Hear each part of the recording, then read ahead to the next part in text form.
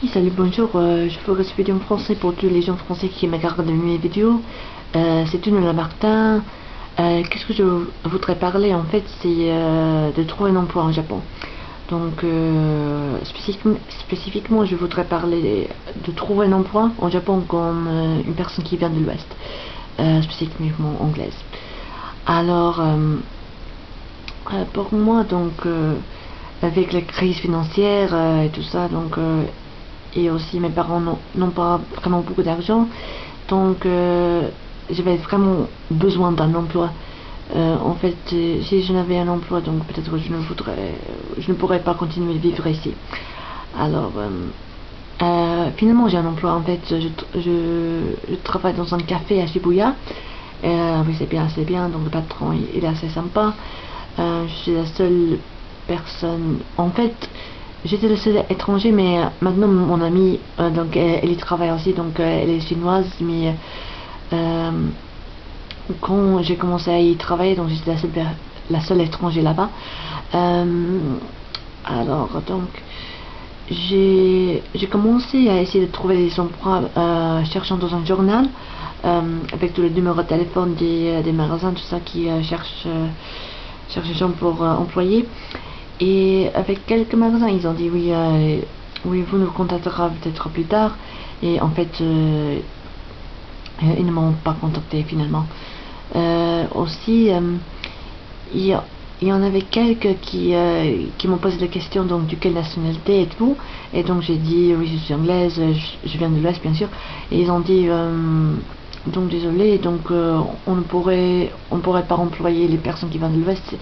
euh, Ils ont dit que oui, ils savent que c'est un peu rude, mais en fait c'est mauvais pour l'image de l'entreprise pour avoir comment dire, en caucasien, ça se dit en français, je sais pas, d'avoir quelqu'un blanche qui travaille dans le magasin, dans le café, je sais pas. Alors donc aussi ils sont assez stricts avec le niveau du japonais, surtout les magasins comme comment on s'appelle, les combini en Japon, les magasins de convenience comme les supermarchés mais un peu plus petits. Et peut-être donc il y a un test pour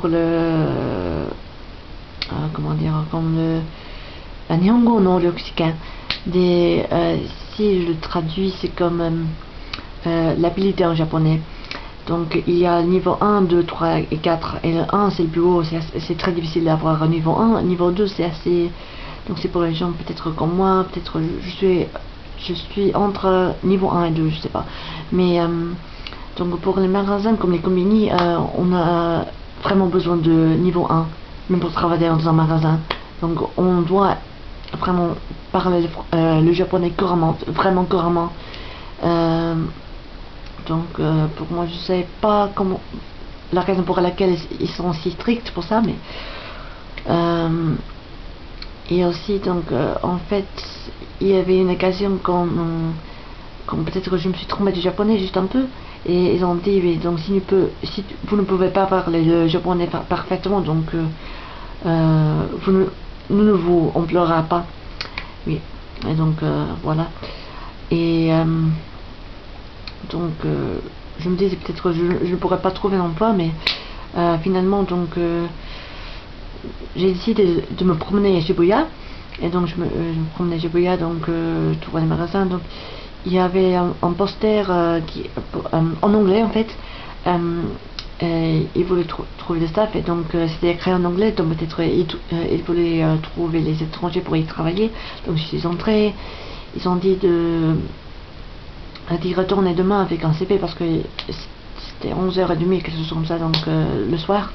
Et donc j'y retourne avec le CV, et il a dit oui, mais donc vous pouvez travailler ici.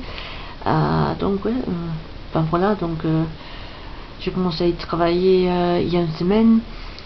Et oui, donc oui, donc je suis toujours occupée, ça passe du temps, et je gagne d'argent, je reçois le dîner gratuit, donc c'est bien, oui. Donc Donc je travaille comme serveuse, donc c'est assez simple.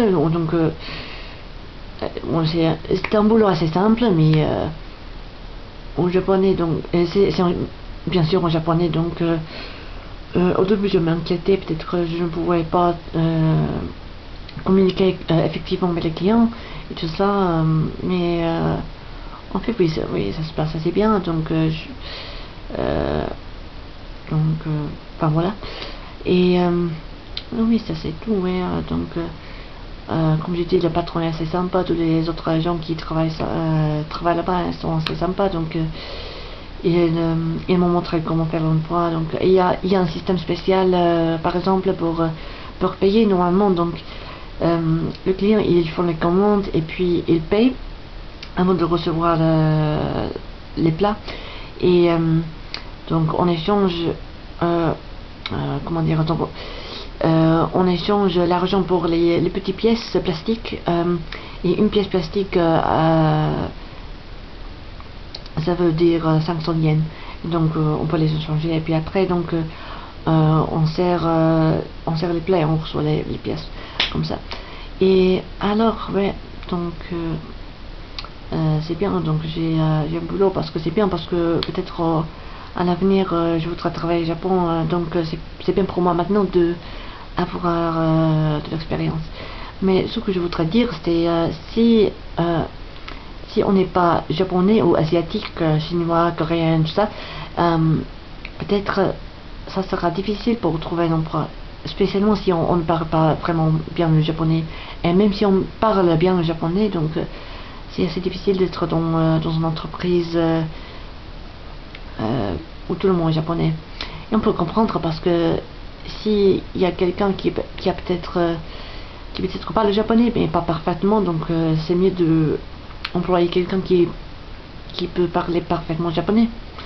Donc oui, donc oui, c'est naturel qu'ils font ça. Mais s'il y a un emploi, peut-être par exemple pour enseigner l'anglais, le français, n'importe quoi, ou s'il y a une entreprise comme le café où je travaille, comme un café qui sert les plats à l'étranger, donc ils ont besoin des autres étrangers pour parler avec les clients à l'étranger, bien sûr. Donc que